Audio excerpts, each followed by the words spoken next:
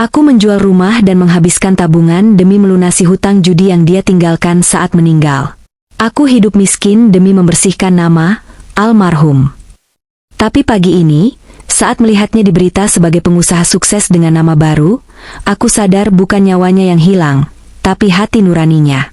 Sebelum ceritanya dimulai, silakan tulis di kolom komentar dari daerah mana saja teman-teman yang menonton cerita ini. Jangan lupa like dan subscribe agar channel ini bisa semakin berkembang dan bisa mempersembahkan cerita yang lebih menarik lagi. 5 tahun. Itu bukan waktu yang sebentar.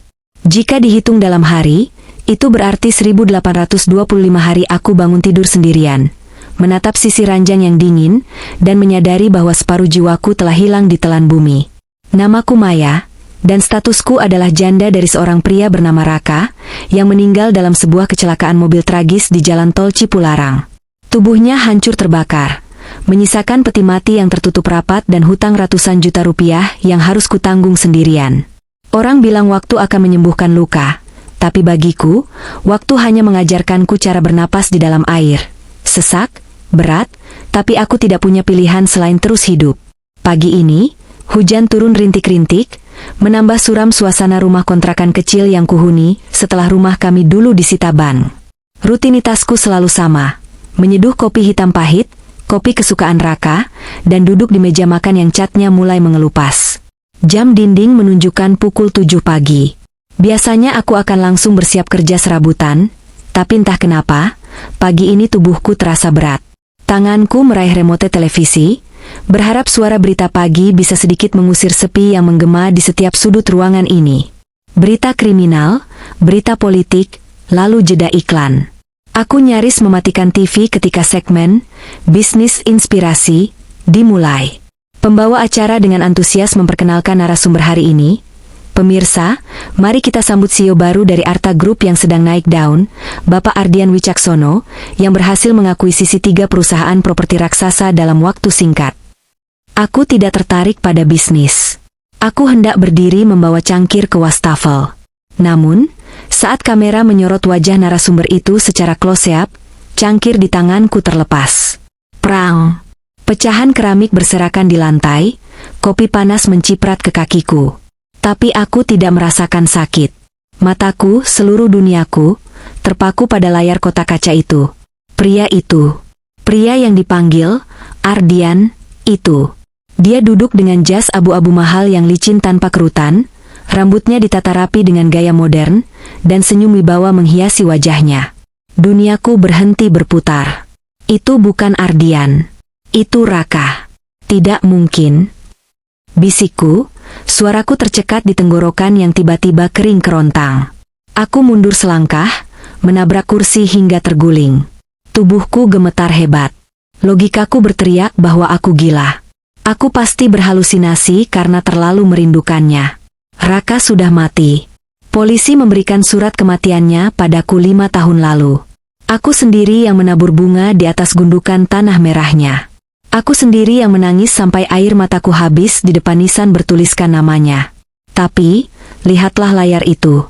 Aku mendekat, merangkak di antara pecahan beling, menempelkan wajahku ke layar TV. Pria itu memiringkan kepalanya sedikit ke kiri saat mendengarkan pertanyaan wartawan. Itu kebiasaan Raka. Lalu, saat dia menjawab, dia mengetuk-ngetukkan jari telunjuknya ke lutut. Itu kebiasaan Raka saat dia gugup atau sedang berpikir keras.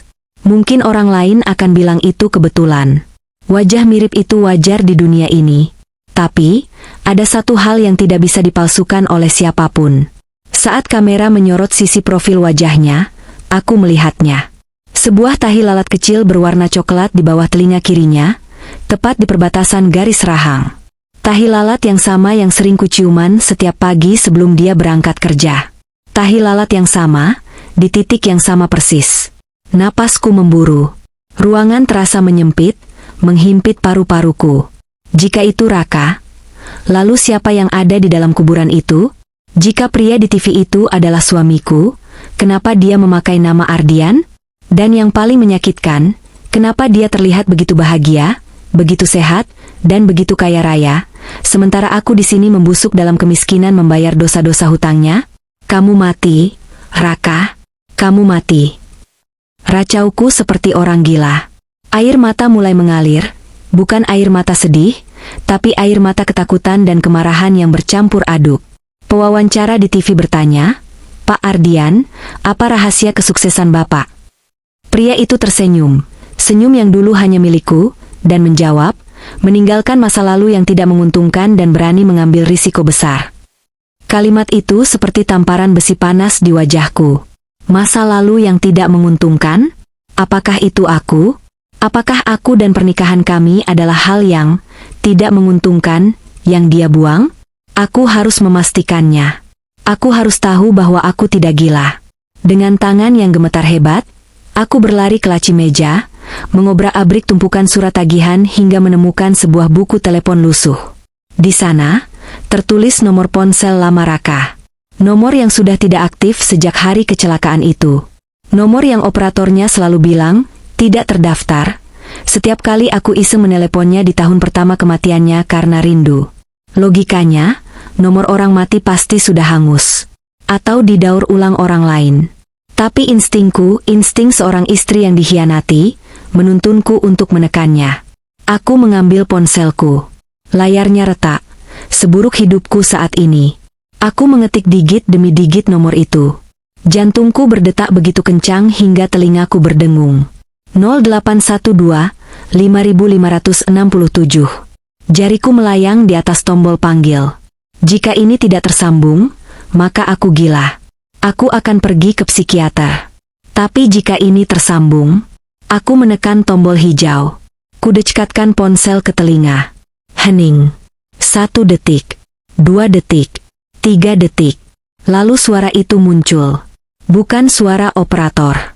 Bukan suara, nomor yang Anda tuju sedang tidak aktif. Melainkan suara yang membuat darahku membeku menjadi es. Tut. Tut. Tut. Nada sambung. Nomor itu aktif. Ponsel itu menyala di suatu tempat. Dan di layar TV, aku melihat pria bernama Ardian itu merogoh saku jas bagian dalamnya. Wajahnya sedikit terganggu. Dia mengeluarkan sebuah ponsel hitam. Tut. Tut. Di TV, Ardian menolak panggilan itu dan mematikan ponselnya. Di telingaku, panggilan terputus. Aku menjatuhkan ponselku ke lantai. Lututku lemas dan aku ambruk. Dia hidup. Suamiku bajingan itu, dia masih hidup. Dan dia baru saja menolak telepon dari istrinya yang dia biarkan menderita selama 5 tahun. Jeritan tertahan keluar dari mulutku, sebuah jeritan yang menandakan dimulainya perang. Detik setelah sambungan telepon itu diputus sepihak, kewarasanku seolah ikut terputus. Aku tidak lagi peduli pada pecahan gelas yang berserakan di lantai atau noda kopi yang mengotori kakiku. Hanya ada satu tujuan di kepalaku sekarang, gedung stasiun TV. Aku harus melihat wajah itu secara langsung. Aku harus memastikan bahwa mataku tidak menipu, bahwa telingaku tidak salah mendengar nada sambung itu. Dengan pakaian yang masih bau apek bekas keringat tidur dan rambut yang hanya diikat asal-asalan, aku menyambar tas tangan dan berlari keluar rumah seperti orang kesetanan. Perjalanan menggunakan ojek online terasa seperti berjam-jam. Pikiranku berkecamuk. Apa yang akan kukatakan padanya? Halo mas, kenapa kamu pura-pura mati? Atau, selamat atas kesuksesanmu, boleh minta uang untuk bayar hutangmu dulu. Sesampainya di lobi gedung kaca yang megah itu, nyaliku sempat ciut.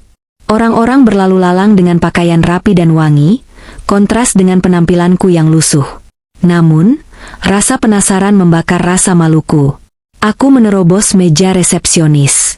Saya mau bertemu Ardian Wicaksono, CEO Arta Group yang barusan siaran, teriakku. Resepsionis wanita itu menatapku dengan tatapan merendahkan, seolah aku adalah pengemis yang nyasar. Apa ibu sudah buat janji? Tanyanya dingin. Dia suamiku. Suamiku yang sudah meninggal, jeritku frustrasi. 2 orang satpam berbadan besar segera menyeret tubuhku.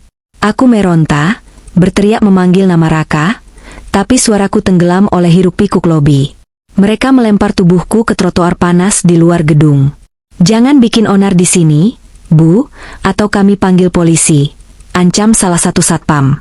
Aku duduk bersimpuh di aspal panas, menangis bukan karena sakit fisik, tapi karena rasa tidak berdaya. Dunia menganggapku gila. Mungkin aku memang gila? Untuk membuktikan kewarasanku, aku butuh jangkar realitas. Aku harus pergi ke satu-satunya tempat yang menjadi bukti kematian Raka. Pemakaman umum Kamboja. Sore itu langit berubah mendung, seakan mendukung suasana hatiku yang kelabu. Komplek pemakaman tampak sepi, hanya ada suara angin yang menggesek daun pohon Kamboja. Langkah kakiku berat saat menyusuri blok demi blok nisan. Hingga akhirnya, aku sampai di gundukan tanah itu. Nisan marmer hitam bertuliskan, Raka Aditya.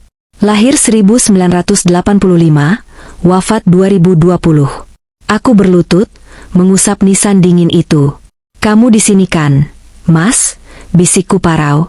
Kamu tidak mungkin di TV itu, kan? Neng Maya? Sebuah suara tua mengejutkanku. Aku menoleh. Itu Pak Ujang, penjaga makam tua yang sudah bekerja di sini puluhan tahun. Dia membawa sapu lidi, menatapku dengan iba. Tumben sore-sore kesini, biasanya Jumat pagi, sapanya ramah. Aku mencoba tersenyum, tapi gagal. Obrolan basa-basi kami berlanjut, hingga Pak Ujang mengatakan sesuatu yang membuat bulu kuduku berdiri. Dia menatap makam Raka dengan kening berkerut. Tapi memang aneh makam suami Neng ini, gumamnya pelan, seolah bicara pada diri sendiri. Aneh kenapa, Pak? Tanyaku cepat. Pak Ujang ragu sejenak, lalu mendekat dan berbisik. Neng sadar tidak? Sudah 5 tahun, tapi tanah makam ini tidak pernah turun. Biasanya, kalau ada jasad di dalamnya, peti akan lapuk, tanah akan amblas sedikit demi sedikit. Tapi ini, tanahnya padat, rata, seolah-olah di bawah sana itu kosong atau dicor beton. Jantungku berhenti berdetak. Kosong. Kata itu bergema di kepalaku. Peti mati Raka dulu dilarang dibuka oleh pihak rumah sakit dengan alasan kondisi jenazah yang hancur terbakar dan infeksius. Aku, istri bodoh yang sedang berduka, menurut saja. Bagaimana jika tidak pernah ada jenazah di sana? Bagaimana jika yang kami kubur hanyalah peti berisi batu bata? Aku pulang dengan perasaan hampa yang lebih mengerikan dari sebelumnya. Keraguan itu kini berubah menjadi keyakinan yang mematikan. Malam harinya, di kamar yang gelap, aku membuka laptop. Aku bukan lagi istri yang berduka, aku adalah detektif yang mencari mangsa. Aku membuka Instagram, mengetik tagar Arta Group, Ardian Wicaksono, CEO. Ribuan foto muncul. Aku menyisir satu persatu. Foto pesta, foto rapat, foto liburan mewah. Hingga jariku berhenti di sebuah foto yang diunggah oleh akun gosip bisnis, menampilkan ruang kerja pribadi sang CEO Ardian. Foto itu diambil secara candid. Di latar belakang, di atas rak buku yang penuh dengan trofi penghargaan, ada sebuah benda yang tidak pada tempatnya. Aku memperbesar gambar itu. Zoom. Zoom lagi. Piksel foto pecah, tapi bentuknya jelas. Sebuah boneka beruang kecil berwarna biru. Telinga kirinya robek sedikit dan dijahit dengan benang merah. Napasku tercekat hebat. Air mataku tumpah lagi, kali ini karena horor yang nyata. Itu boneka milik calon bayi kami yang keguguran 6 tahun lalu. Boneka yang sangat berarti bagi Raka. Aku ingat betul, dengan tangan gemetar, aku sendiri yang memasukkan boneka itu ke dalam peti mati Raka sebelum dipaku, sebagai teman perjalanannya di alam kubur. Jika boneka itu ada di rak buku kantor, Ardian, berarti peti mati di kuburan itu benar-benar kosong. Suamiku tidak hanya memalsukan kematiannya. Dia mencuri kenangan masa lalu kami, membawanya ke kehidupan barunya yang gemerlap, dan meninggalkanku menyembah kuburan kosong selama 5 tahun. Malam itu, rasa cintaku pada Raka resmi mati. Digantikan oleh dendam yang menyala terang. Aku menatap boneka di layar laptop itu dan bersumpah, aku akan mengembalikanmu ke dalam tanah, Mas. Kali ini, untuk selamanya. Aku butuh sekutu. Menyimpan kebenaran segila ini sendirian rasanya seperti menelan bara api, perlahan membakar kewarasanku dari dalam. Satu-satunya orang yang mungkin akan berdiri di sisiku adalah Rina, adik kandung Raka. Selama ini, kami berbagi duka yang sama. Dia kehilangan kakak, aku kehilangan suami. Dengan napas yang masih memburu sisa tangisan di kuburan tadi, aku memacu motor bututku membelah kemacetan sore menuju rumah Rina. Sesampainya di sana, aku tidak membuang waktu. Aku langsung menyodorkan laptopku ke hadapan Rina. Layar itu menampilkan bukti yang tak terbantahkan.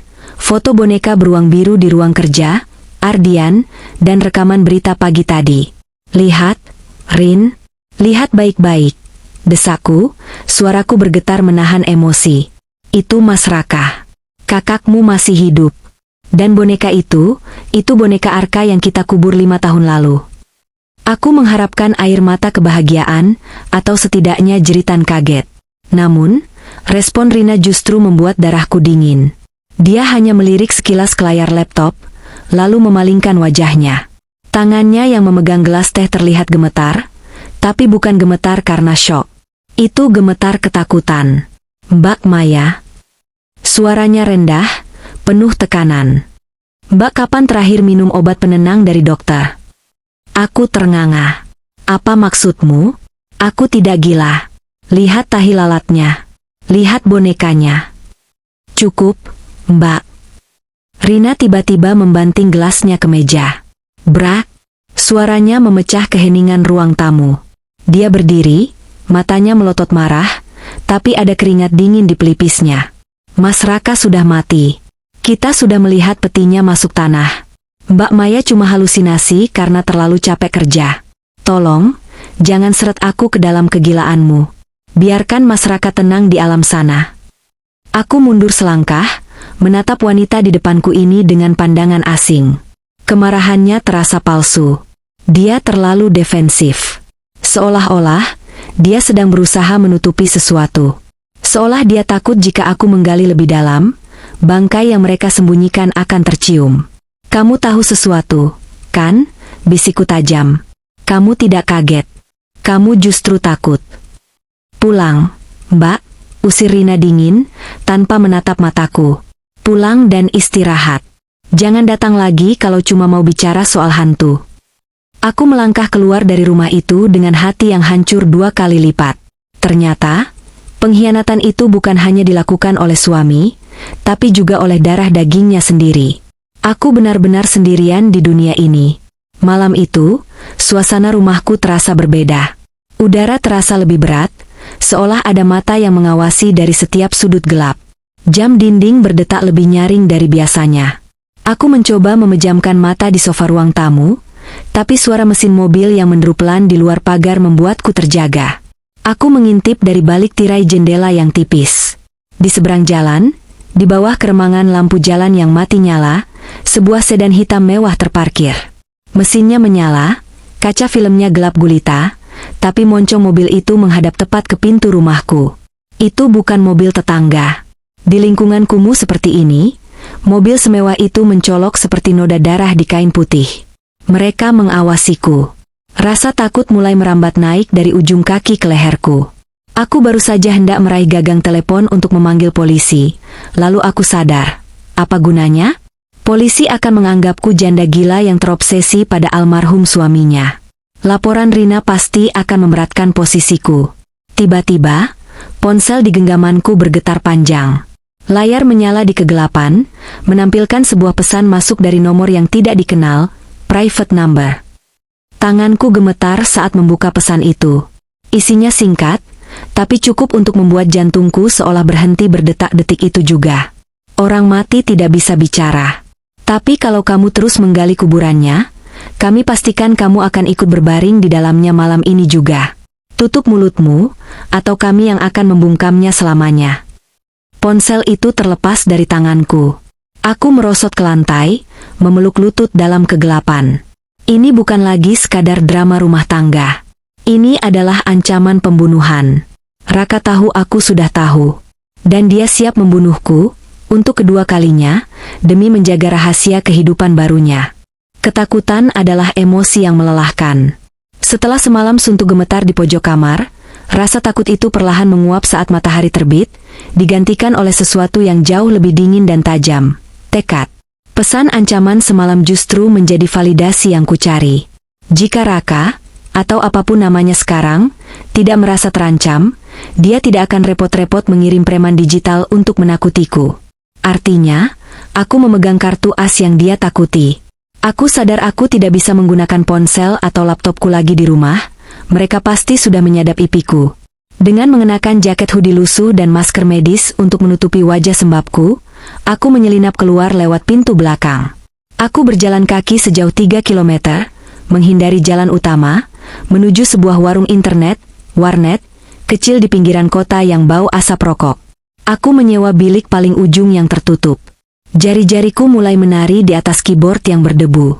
Targetku bukan lagi mencari Raka Aditya, melainkan membedah siapa sebenarnya Ardian Wicaksono. Aku mencari celah dalam identitas barunya. Dan benar saja, jejak digital tidak bisa berbohong sepenuhnya. Sebelum 3 tahun lalu, nama Ardian Wicaksono tidak pernah ada dalam daftar pengusaha manapun, tidak ada riwayat sekolah, tidak ada jejak universitas. Dia hantu yang tiba-tiba mewujud menjadi manusia sukses. Aku menelusuri siapa yang menopang karir meteoriknya. Mataku terbelalak saat menemukan sebuah artikel pernikahan sosialita di arsip majalah bisnis online. Pernikahan termewah abad ini, putri tunggal konglomerat properti Clarissa Salim resmi dipersunting pengusaha muda Ardian Wicaksono. Clarissa Salim. Nama itu membuat darahku mendidih. Dia adalah pewaris tunggal Salim Group, raksasa properti yang menguasai separuh gedung di ibu kota. Wanita yang kekayaannya bisa membeli harga diri siapapun. Aku menatap foto pernikahan mereka di layar monitor yang buram itu. Clarissa terlihat cantik, anggun, dan menatap Raka dengan pemujaan buta. Tapi bukan kecantikannya yang membuat dadaku sesak hingga sulit bernapas. Mataku tertuju pada tanggal artikel itu diterbitkan. Pernikahan itu terjadi hanya 7 bulan setelah tanggal kematian Raka. 7 bulan. Air mataku menetes, tapi kali ini rasanya panas membakar pipi. Bayangkan ini, saat aku sedang diusir paksa dari rumah kami karena disita bank, Raka sedang merancang jas pengantin di butik Paris. Saat aku memohon keringanan pada rentenir sambil mencium kaki mereka agar tidak menyakiti ibuku, Raka sedang memotong kue pernikahan setinggi 2 meter. Saat aku kelaparan demi menabung uang receh untuk membeli bunga tabur makamnya, dia sedang bersulang champagne di kapal pesiar mewah. Teka-teki ini akhirnya lengkap. Raka tidak hanya lari dari hutang judi 5 miliarnya. Itu terlalu sederhana bagi otak liciknya. Dia memalsukan kematian sebagai tiket emas untuk mereset hidupnya alias upgrade. Dia membuang Raka, si pecundang yang terlilit hutang, untuk terlahir kembali sebagai Ardian, suami dari wanita terkaya di negeri ini. Aku hanyalah kulit mati yang dia kelupas dan dia buang ke tong sampah agar dia bisa tumbuh baru. Hutang 5 miliar itu, bagi kekayaannya sekarang mungkin hanya uang receh. Tapi dia tidak melunasinya. Dia memilih membiarkan aku hancur sendirian menanggung dosanya. Itu bukan keputusasaan, itu kekejaman murni. Amarah meledak di dadaku. Bukan lagi kesedihan seorang janda, tapi kemurkaan seorang wanita yang diinjak martabatnya. Dia pikir dia bisa membangun istana di atas kuburan palsu dan penderitaanku? Dia pikir uang Clarissa bisa menutup bau busuk bangkai masa lalunya? Aku membuka tab baru dan mencari jadwal kegiatan Ardian Group. Malam ini, ada acara, Grand Launching Apartemen Skyview, di Hotel Grand Hyatt. Poster itu menampilkan wajah Ardian yang tersenyum sombong. Acara itu terbuka untuk umum, tapi dengan pengamanan ketat. Tidak masalah. Aku tahu kelemahan Raka. Dia selalu gugup jika ada hal tak terduga yang merusak citra sempurnanya. Aku merobek kertas jadwal itu dari printer warnet. Aku bukan lagi Maya si janda miskin yang cengeng. Aku adalah masa lalu yang datang menagih bayaran. Aku tidak butuh pengacara. Aku tidak butuh polisi yang bisa disuap. Aku hanya butuh berdiri di hadapannya, menatap matanya, dan membiarkan dia tahu bahwa hantu dari masa lalu telah bangkit. Malam ini, pesta mewahnya akan kedatangan tamu tak diundang. Tamu yang membawa neraka bersamanya. Grand Ballroom Hotel Hyatt malam itu berkilauan, seolah mengejek nasibku yang gelap gulita. Aroma parfum mahal dan suara denting gelas kristal memenuhi udara yang dingin oleh AC sentral. Berkat seragam pelayan catering yang kutemukan di ruang ganti karyawan yang tak terkunci, aku berhasil menyusup masuk ke dalam sarang serigala ini. Topi hitam menutupi sebagian wajahku, sementara tanganku mencengkeram nampan berisi gelas-gelas red wine dengan begitu erat hingga buku-buku jariku memutih. Jantungku bergemuruh di dalam dada, suaranya begitu keras hingga aku takut orang di sebelahku bisa mendengarnya. Mataku menyapu ruangan luas itu, melewati ratusan wajah tamu undangan yang tertawa palsu, hingga akhirnya berhenti pada satu titik di tengah ruangan. Di sana, di bawah sorotan lampu chandelier raksasa, dia berdiri. Raka. Atau sekarang dunia memanggilnya, Tuan Ardian. Dia terlihat sangat berbeda, namun menyakitkan karena begitu familiar. Dia mengenakan setelan jas tuxedo hitam yang harganya mungkin setara dengan biaya hidupku selama 10 tahun. Di lengannya, Clarissa, istri barunya, menggelayut manja sambil tertawa renyah. Melihat mereka, rasa mual menghantam ulu hatiku. Bukan mual karena sakit, tapi mual melihat kemunafikan yang begitu telanjang. Dia tertawa lepas, seolah dia tidak pernah punya istri yang dia tinggalkan menangis darah di rumah kontrakan sempit. Seolah dia tidak pernah punya anak yang meninggal, dan dia kubur dengan tangan kosong. Dia membangun surga di atas neraka yang dia ciptakan untukku. Darahku mendidih. Rasa takut akan ketahuan lenyap seketika, digantikan oleh dorongan impulsif untuk menghancurkan topeng sempurnanya. Aku menarik napas panjang, memantapkan langkah. Ini saatnya, Mas, batinku. Mari kita lihat seberapa kuat aktingmu. Aku berjalan membelah kerumunan, mataku terkunci lurus padanya. 5 meter. 3 meter. Dia sedang sibuk bersulang dengan seorang investor asing, punggungnya menghadap ke arahku. Aku mempercepat langkahku sedikit, berpura-pura kehilangan keseimbangan saat seorang tamu lain lewat. Bruk. Aku sengaja menabrakkan bahuku ke punggungnya. Nampan di tanganku miring, dan satu gelas penuh red wine tumpah, menyiram punggung dan lengan jas mahalnya. Cairan merah pekat itu meleleh di atas kemeja putih bersihnya, tampak mengerikan seperti noda darah segar. Sialan! Umpatnya keras, refleks berbalik badan dengan wajah merah padam karena marah. Suara bariton itu, suara yang dulu selalu menyapaku setiap pagi, kini terdengar asing dan kasar. Punya mata tidak sih kamu? Ini jas mahal, tahu? Bentaknya sambil mengibaskan jasnya yang basah. Maaf, Tuan, saya tidak sengaja. Jawabku pelan, masih menundukkan kepala. Tidak sengaja? Kamu tahu siapa saya? Manajer kamu mana? Dia maju selangkah, tangannya kasar mencengkeram daguku, memaksaku mendongak untuk menatap wajahnya. Dan saat itulah waktu berhenti. Saat wajahku terangkat dan topi kateringku sedikit tergeser, mata kami bertemu. Kemarahan di wajahnya lenyap dalam sepersekian detik, digantikan oleh ekspresi horor murni yang belum pernah kulihat seumur hidupku. Wajahnya memucat seputih kertas. Bibirnya gemetar hebat. Cengkeramannya di daguku melemah, lalu terlepas. Dia mundur selangkah, seolah baru saja melihat mayat bangkit dari kubur. M.A. Maya, bisiknya nyaris tak terdengar. Suaranya pecah. Pupil matanya membesar, merekam setiap inci wajahku untuk memastikan dia tidak sedang bermimpi buruk. Aku tidak menjawab. Aku hanya menatapnya lurus-lurus, dengan sorot mata dingin dan mati. Aku membiarkan keheningan itu menyiksanya. Aku membiarkan dia melihat hantu masa lalunya berdiri nyata di depan ratusan tamu elitnya. Kepanikan menguasainya. Napasnya menjadi pendek dan cepat. Dia menoleh panik ke kanan dan kiri, takut ada orang lain yang mendengar bisikannya. Tanpa pamit pada investornya, tanpa mempedulikan Clarissa yang bingung melihat tingkahnya, Raka berbalik dan setengah berlari menerobos kerumunan menuju arah toilet pria. Dia kabur. Pengecut itu kabur. Aku tidak melepaskannya. Dengan langkah cepat, aku mengikutinya dari jarak aman. Dia masuk ke toilet pria yang sedang sepi. Aku berhenti tepat di balik dinding luar, menempelkan telingaku ke celah pintu yang sedikit terbuka.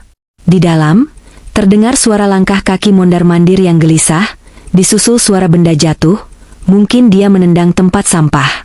Lalu, terdengar suaranya yang gemetar sedang melakukan panggilan telepon. Halo, angkat, bodoh, desisnya panik. Jeda sejenak. Dengar baik-baik. Dia ada di sini. Istri pertamaku, si jalang itu ada di sini. Dia menyamar jadi pelayan. Hening sejenak, dia mendengarkan lawan bicaranya. Lalu, kalimat berikutnya yang keluar dari mulutnya membuat darahku membeku menjadi es. Tidak ada lagi nada panik, hanya kekejaman dingin. Aku tidak peduli caranya bagaimana. Culik dia saat dia keluar dari hotel. Bawa ke gudang lama. Habisi dia malam ini juga. Jangan sampai ada jejak. Aku tidak mau hidup baruku hancur cuma gara-gara satu wanita miskin. Aku menutup mulutku dengan tangan, menahan jeritan. Air mataku menetes, bukan karena sedih, tapi karena sisa-sisa harapanku bahwa dia masih punya hati nurani kini telah musnah sepenuhnya. Suamiku bukan lagi manusia. Dia adalah monster yang baru saja menjatuhkan vonis mati untuk istrinya sendiri. Perintah eksekusi itu masih berdengung di telingaku, lebih nyaring dari klakson mobil yang memadati jalanan Jakarta malam ini. Habisi dia malam ini. Kalimat itu memacuku berlari keluar dari area hotel, menyelinap lewat pintu dapur catering, dan melompat ke dalam taksi pertama yang kulihat. Tubuhku gemetar hebat, bukan karena dinginnya AC taksi, tapi karena adrenalin murni. Aku diburu. Suamiku sendiri menginginkan kematianku. Di kota raksasa ini, aku merasa seperti tikus yang sedang dikejar kucing lapar, dan aku tidak punya lubang persembunyian.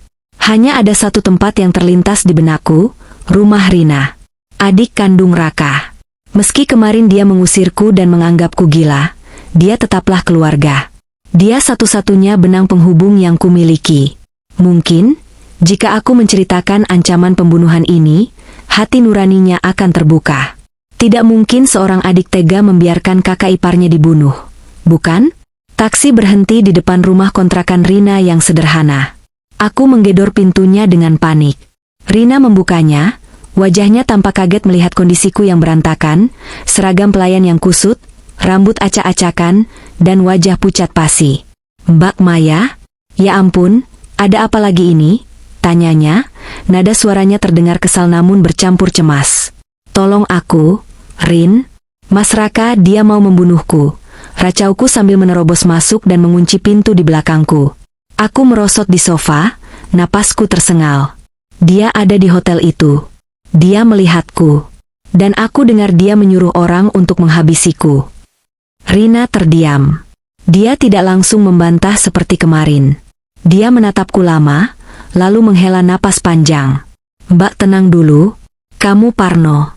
Aku buatkan teh hangat ya, biar pikiranmu jernih," katanya sambil berbalik menuju dapur. Aku sendirian di ruang tamu. Suasana hening, hanya terdengar suara sendok beradu dengan gelas dari dapur. Mataku menyapu ruangan itu. Ada yang aneh. Di atas meja, tergeletak tas belanja bermerek Gucci yang baru dibuka. Di sebelahnya, ada bon pembelian perhiasan emas. Sejak kapan Rina punya uang sebanyak ini? Dia hanya pegawai administrasi biasa dengan gaji UMR. Tiba-tiba, ponsel Rina yang ditaruh di sebelah tas itu bergetar dan menyala. Sebuah notifikasi pop-up dari aplikasi mobile banking muncul di layar kuncinya. Jarakku cukup dekat untuk membacanya dengan jelas. Dana masuk, 15 juta rupiah keterangan, jatah bulanan. Jaga mulut si Maya. Pengirim, Ardian Wicaksono. Duniaku berhenti berputar untuk kedua kalinya malam ini. Tulang-tulangku rasanya dilolosi satu persatu. Rasa sakit yang menghunjam dadaku kali ini jauh lebih brutal daripada saat melihat Raka di TV. Rina tahu. Selama 5 tahun ini, Rina tahu kakaknya masih hidup. Selama aku bekerja banting tulang mencuci baju tetangga demi sesuap nasi, Rina menerima uang haram ini. Selama aku menangis di bahu Rina meratapi nasib kami yang ditinggal mati, dia diam-diam menertawakanku. Dia melihatku hancur. Dia melihatku kurus kering dimakan hutang kakaknya, dan dia memilih diam demi uang 15 juta per bulan. Sandiwara macam apa ini? Mereka sekeluarga adalah aktor watak paling keji di dunia. Tehnya sudah siap, Mbak. Suara Rina terdengar dari arah dapur, langkah kakinya mendekat. Aku menatap pintu dapur dengan tatapan nyalang. Jika aku tetap di sini, teh itu mungkin bukan sekadar teh. Mungkin ada obat tidur di dalamnya, agar dia bisa menyerahkanku pada Raka dengan mudah. Rumah ini bukan tempat perlindungan. Ini kandang ular. Aku tidak menunggu dia muncul. Aku menyambar tasku, membuka kunci pintu depan sepelan mungkin, dan menghambur keluar ke dalam kegelapan malam. "Mbak Maya, mau kemana?" teriak Rina dari ambang pintu. Aku tidak menoleh. Aku berlari sekuat tenaga menembus gang sempit itu. Air mataku tumpah deras, menyatu dengan keringat dingin. Malam ini aku belajar satu hal paling pahit dalam hidup. Darah mungkin lebih kental daripada air, tapi uang lebih kental daripada darah. Aku sendirian. Benar-benar sendirian di dunia yang jahat ini. Dan mulai detik ini, aku tidak bisa mempercayai siapapun lagi. Jakarta tidak pernah tidur. Tapi bagiku, kota ini telah berubah menjadi labirin kematian yang tak berujung. Aku bersembunyi di Losmen Melati, sebuah bangunan tua berbau apek di pinggiran kota yang bahkan tidak meminta KTP saat check-in. Kamar nomor 204 menjadi penjaraku. Hanya ada kasur busa tipis bernoda kuning, kipas angin yang berderit seperti jeritan hantu, dan pintu kayu lapuk yang kuro ganjal dengan kursi. Sudah 2 hari aku di sini, meringkuk seperti janin, takut pada bayanganku sendiri, takut pada setiap langkah kaki yang lewat di lorong. Perutku perih melilit.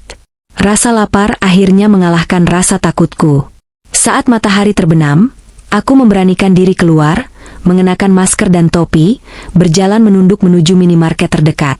Aku mengambil roti tawar dan sebotol air mineral. Saat di kasir, aku menyodorkan kartu debitku, satu-satunya sisa uang yang kumiliki, dengan tangan gemetar. "Maaf Bu, kartunya ditolak," kata kasir itu datar. "Coba lagi, Mas. Saldonya masih ada," pintaku panik. Dia mencoba lagi. "Beb, declinet." Keterangannya, kartu diblokir. Hubungi bank penerbit. Darahku berdesir. Aku keluar dengan tangan kosong. Aku mengecek aplikasi mobile banking di ponselku. Layar merah menyala, akses dibekukan atas laporan aktivitas mencurigakan. Raka. Bajingan itu bergerak cepat. Dia tidak hanya ingin membunuhku secara fisik, dia ingin mematikan napas kehidupanku pelan-pelan. Tanpa uang, aku tidak bisa lari jauh. Tanpa uang, aku hanyalah buronan yang kelaparan. Lebih buruk lagi, saat aku iseng membuka portal berita online menggunakan sisa kuota internetku, sebuah judul berita kecil di rubrik kriminal membuat mataku terbelalak lebar. Waspada penipuan. Seorang wanita gangguan jiwa mengaku istri CEO Arta Group, kerap meneror dan meminta uang. Di bawahnya, ada foto buramku dari CCTV hotel kemarin.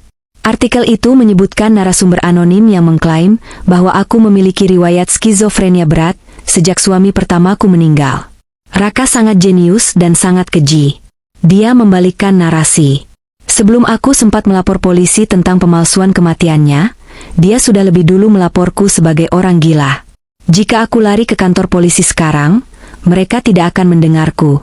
Mereka akan menangkapku dan mengirimku ke rumah sakit jiwa, tempat di mana Raka bisa dengan mudah melenyapkan aku selamanya tanpa ada yang curiga. Aku benar-benar terkepung. Skakmat. Dengan putus asa, aku berjalan kembali ke losmen melewati gang tikus yang gelap dan sepi. Lorong itu sunyi, hanya ada suara angin dan sampah plastik yang terseret. Tiba-tiba, firasat buruk menyergap tengkuku.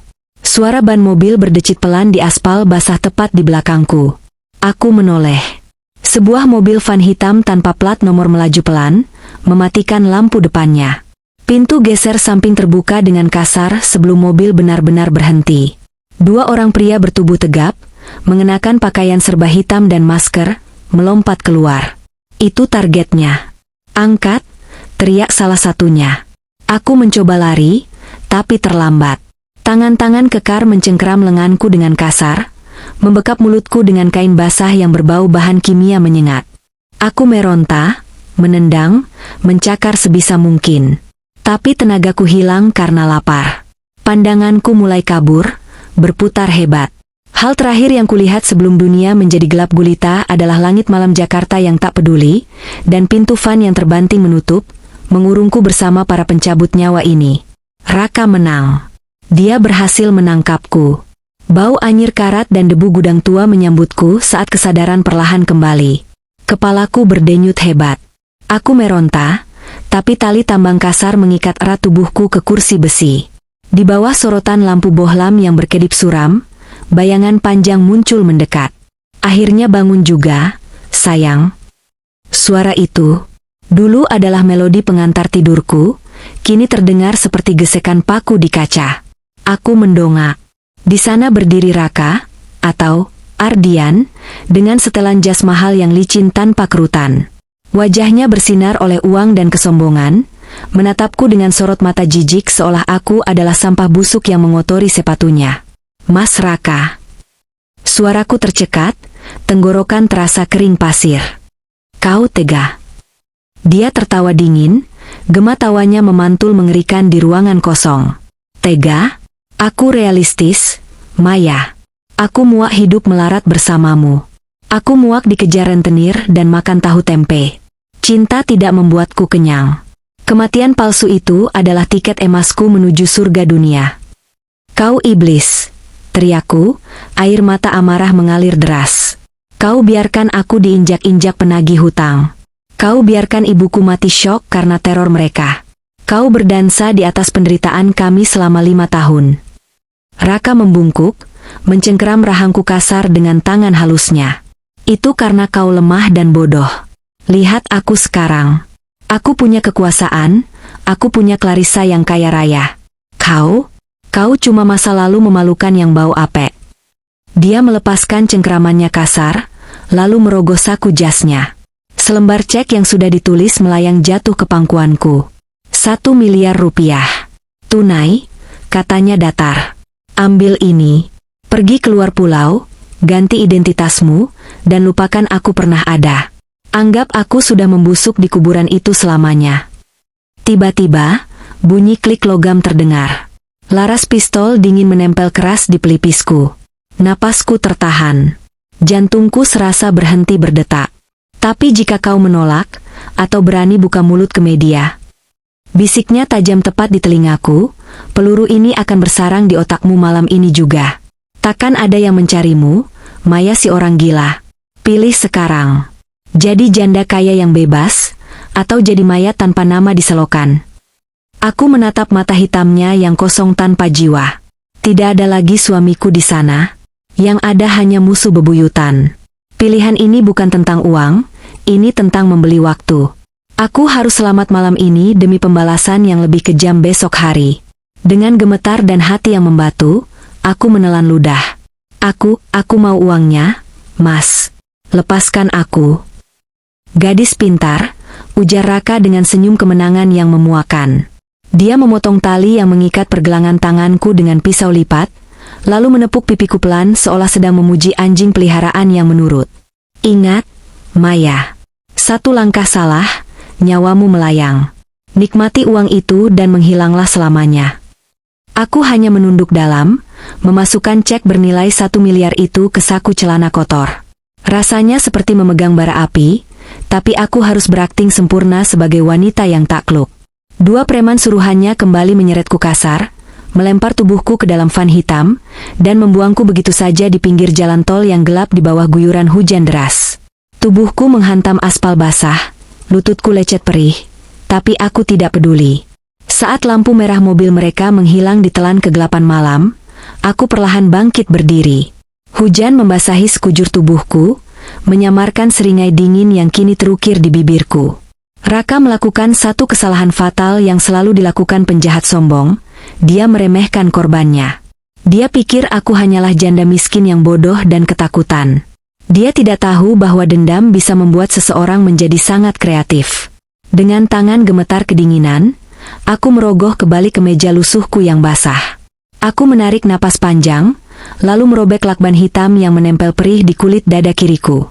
Di sana, sebuah alat perekam suara digital kecil, yang kubeli dari toko barang bekas sesaat sebelum aku sengaja membiarkan diriku diculik, masih berkedip merah.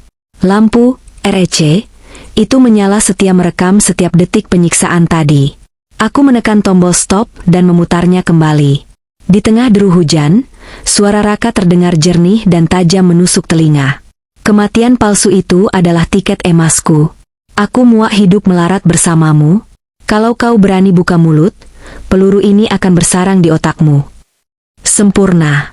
Pengakuan pemalsuan kematian, motif harta, hingga ancaman pembunuhan berencana. Semua terekam tanpa celah. Ini bukan sekadar bukti, ini adalah bom nuklir yang akan menghancurkan hidupnya. Tapi aku tidak akan pergi ke kantor polisi. Tidak sekarang. Raka punya uang untuk menyuap hukum dan memutarbalikkan fakta. Aku butuh pengadilan yang tidak bisa disuap. Aku butuh menghancurkan sumber kekuatannya, istri kayanya. Aku menyetop taksi tua dengan sisa uang receh terakhirku. Ke kawasan Menteng, Pak. Rumah Clarissa Salim, perintahku dengan nada datar yang menakutkan. 1 jam kemudian, aku berdiri basah kuyup di depan gerbang besi rumah megah bak istana itu.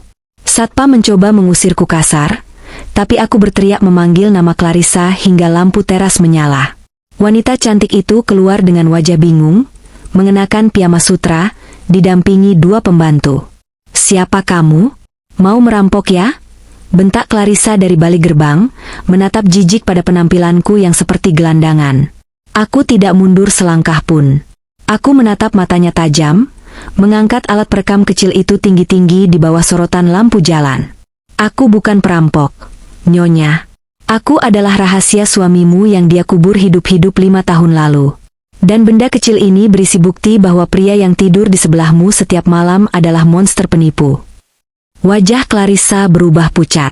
Keraguan muncul di matanya yang indah. Perlahan, dia memberi isyarat pada satpamnya. "Buka gerbangnya."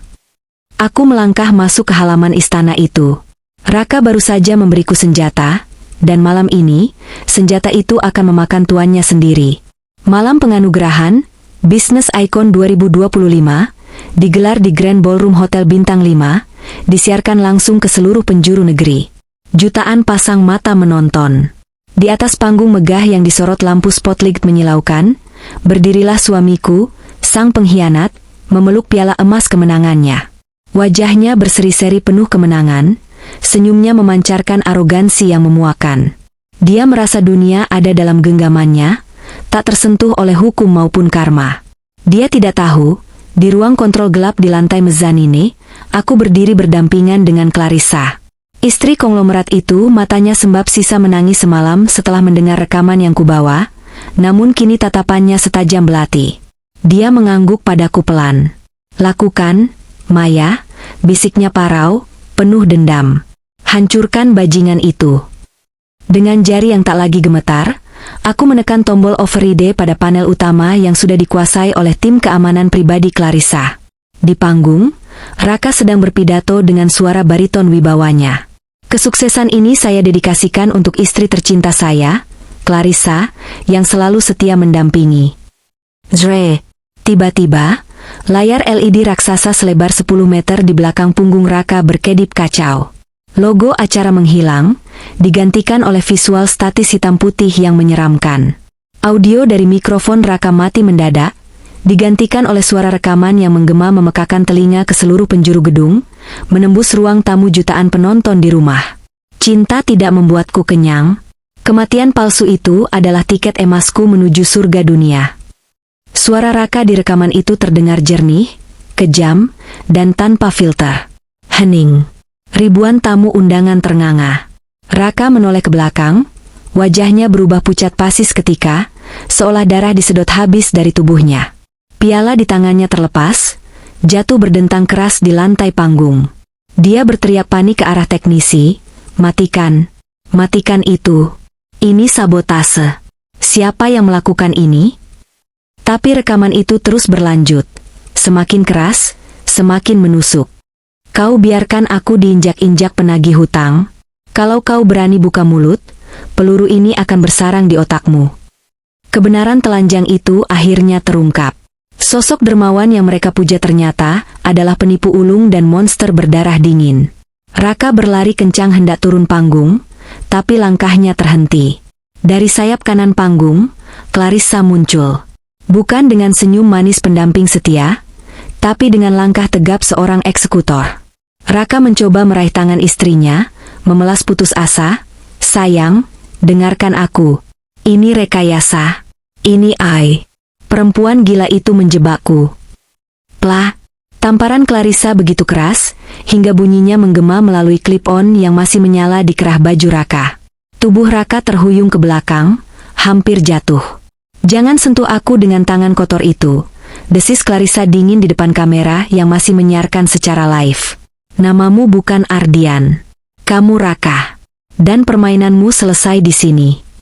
Pintu utama ballroom terbuka kasar. Tim kepolisian berseragam lengkap, dipimpin oleh detektif yang sudah kami hubungi pagi tadi, menyerbu masuk bak gelombang pasang. Lampu kilat kamera wartawan berkedip gila-gilaan, berebut mengabadikan momen jatuhnya sang raja palsu. Raka mundur ketakutan, terpojok di ujung panggung seperti tikus got yang tertangkap basah. Dia menatap ke atas, ke balik kaca ruang kontrol di mana aku berdiri melihatnya. Tatapan kami bertemu.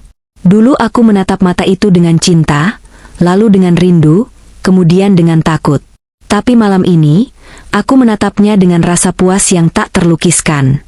Polisi memborgol tangannya kasar di depan jutaan saksi mata. Raka meronta, berteriak-teriak histeris menyalahkan semua orang, tapi tidak ada yang peduli. Istana pasir yang dibangunnya di atas air mata, darah, dan penderitaanku selama 5 tahun, kini runtuh total tersapu ombak kebenaran. Malam ini, Raka Aditya tidak hanya kehilangan harta dan kebebasannya. Dia kehilangan wajahnya di depan seluruh negeri. Keadilan, meski terlambat, akhirnya datang dengan cara yang paling brutal. Hari-hari setelah malam penganugerahan itu, bagaikan badai topan yang menyapu bersih sampah-sampah kemunafikan. Wajah Raka, atau sekarang kembali dikenal sebagai tahanan nomor 305, menghiasi setiap headline berita nasional. Judulnya beragam, mulai dari skandal penipuan abad ini, hingga suami bangkit dari kubur demi harta. Clarissa bergerak cepat dan tanpa ampun layaknya singa betina yang terluka. Pengacara mahalnya langsung mengajukan pembatalan pernikahan atas dasar pemalsuan identitas, yang artinya Raka keluar dari keluarga konglomerat itu tanpa membawa sepeser pun uang. Aset-aset yang dulu dia pamerkan di depan mataku, mobil sport merah, apartemen penthouse, hingga koleksi jam tangan mewah, semuanya disita polisi sebagai barang bukti pencucian uang. Namun, kepuasanku belum lengkap tanpa melihat satu tikus lagi tertangkap. Rina, adik iparku yang bermuka dua. Pagi itu, aku berdiri di seberang jalan rumah kontrakannya, menyaksikan drama karma yang memuaskan. Polisi menyeret Rina keluar. Dia menangis histeris, masih mengenakan daster, berteriak-teriak bahwa dia tidak tahu apa-apa. Tapi bukti transfer bulanan 15 juta rupiah dari Raka adalah jejak digital yang tak bisa dihapus. Saat dia digiring masuk ke mobil patroli, matanya menangkap sosokku. Dia memanggil namaku, memohon ampun, menyebutkan, "Kita keluarga." Aku hanya menatapnya datar, lalu berbalik badan. Keluarga sejati tidak akan menjual penderitaan kakaknya demi tas branded dan gaya hidup palsu. Puncaknya adalah sore ini. Aku duduk di ruang kunjungan Rutan Salemba, dipisahkan oleh kaca tebal yang dingin dan berbau pembersih lantai. Pintu besi terbuka berdecit, dan 2 sipir menyeret masuk sosok yang nyaris tak kenali. Raka. Rambut klimisnya hilang, digantikan potongan botak asal-asalan karena kutu penjara. Jas mahalnya berganti rompi oranye kusam yang kebesaran. Wajahnya lesu, lingkaran hitam di bawah matanya begitu dalam, dan pipinya tirus. Keangkuhannya yang kemarin setinggi langit, kini rata dengan tanah. Saat melihatku, dia langsung menyambar gagang telepon interkom dengan putus asa. Tangannya gemetar hebat. "Maya, sayang tolong aku." Suaranya parau, pecah oleh tangisan. "Cabut laporanmu, Mei. Bilang ke polisi ini cuma salah paham rumah tangga. Aku akan berikan setengah, tidak. Semua uang simpananku di Swiss untukmu. Kita bisa kabur dan mulai lagi dari awal. Ingat masa pacaran kita dulu? Ingat janji suci pernikahan kita?" Aku meraih gagang telepon itu perlahan, menatapnya seperti menatap serangga aneh yang menjijikan. "Uang di Swiss?" Tanyaku pelan dengan senyum tipis. "Rekening itu sudah dibekukan tim legal Clarissa pagi tadi, Mas. Kamu tidak punya apa-apa lagi. Nol. Kamu miskin, sama seperti saat kamu meninggalkanku dulu." Wajah Raka runtuh seketika. Harapan terakhirnya musnah menjadi debu. Dia mulai memukul-mukul kaca pembatas, meraung frustrasi. "Kau jahat, Maya. Kau istri durhaka. Aku ini suamimu, darah dagingmu." Suamiku mati 5 tahun lalu dalam kecelakaan di tol Cipularang. Potongku dingin, suaraku tenang namun mematikan. "Kamu cuma penipu asing yang kebetulan mirip dia." Dan soal janji pernikahan, dalam suka dan duka, sampai maut memisahkan. Kamu melanggar keduanya saat kamu memilih mati palsu demi lari dari duka kemiskinan dan mencari kesenangan sendiri. Aku meletakkan gagang telepon itu kembali ke tempatnya, memutus akses suaranya. Raka masih berteriak-teriak bisu di balik kaca kedap suara itu, mulutnya komat kamit memaki, air mata dan ingus bercampur di wajahnya yang menyedihkan. Aku berdiri, merapikan bajuku, baju kemeja murah yang kubeli dengan uang halalku sendiri. Aku tidak merasa sedih. Aku tidak merasa rindu. Yang kurasakan hanyalah rasa ringan yang luar biasa di bahuku. Beban raksasa selama 5 tahun itu akhirnya terangkat. Aku berjalan keluar dari gedung rutan, menghirup udara sore Jakarta yang berpolusi namun terasa paling segar seumur hidupku.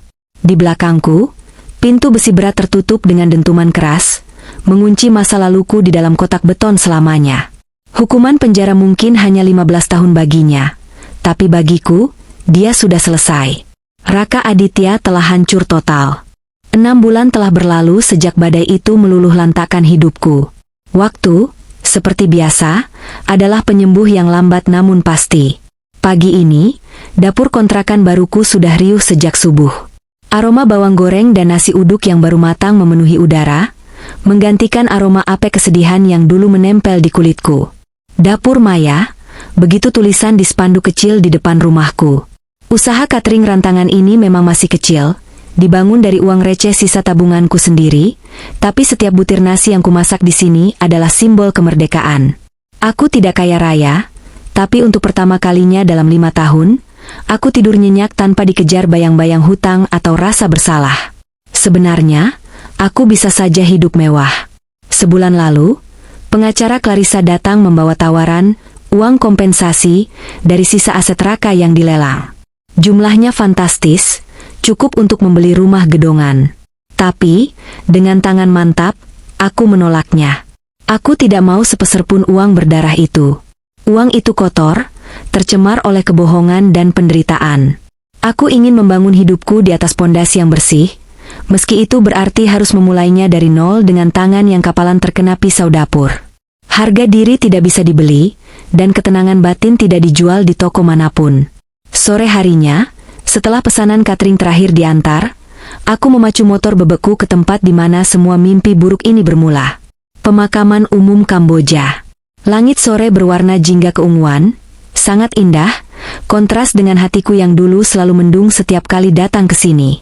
Pak Ujang, penjaga makam tua itu, sedang menyapu daun kering. Dia menatapku bingung saat melihat aku datang bukan membawa bunga melati atau air mawar, melainkan membawa sebuah linggis kecil dan palu dari bagasi motor. "Neng Maya, mau apa bawa begituan?" tanyanya heran. Aku tersenyum tipis padanya. "Mau bersih-bersih sampah masa lalu, Pak."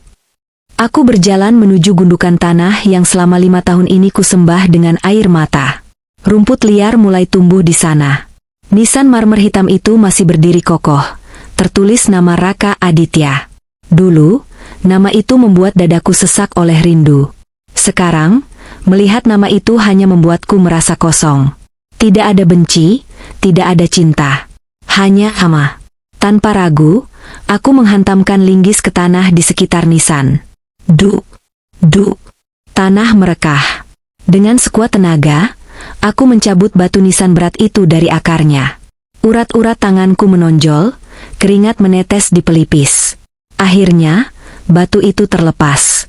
Gundukan itu kini hanyalah tanah merah biasa. Tidak ada lagi penanda. Tidak ada lagi nama yang perlu dikenang. Aku mengangkat nisan marmer itu dengan kedua tanganku, berjalan tertatih menuju bak sampah beton di ujung blok pemakaman. Dengan satu tarikan napas panjang, aku melemparkannya ke dalam tumpukan sampah plastik dan daun busuk. Brak! Suara benturan batu itu terdengar seperti suara rantai yang putus. Akhirnya, selesai sudah. Aku menepuk-nepuk tanganku yang berdebu, membersihkan sisa tanah kuburan yang menempel. Rasanya ringan sekali. Seolah beban bertonton yang menggelayuti punggungku selama ini ikut terbuang bersama batu itu. Raka mungkin masih bernapas di dalam penjara sana, menghitung hari dalam penyesalan yang terlambat. Tapi di sini, di dalam hatiku, Raka Aditya sudah benar-benar mati. Dan kali ini, aku tidak akan mendoakannya. Aku tidak akan menabur bunga untuknya.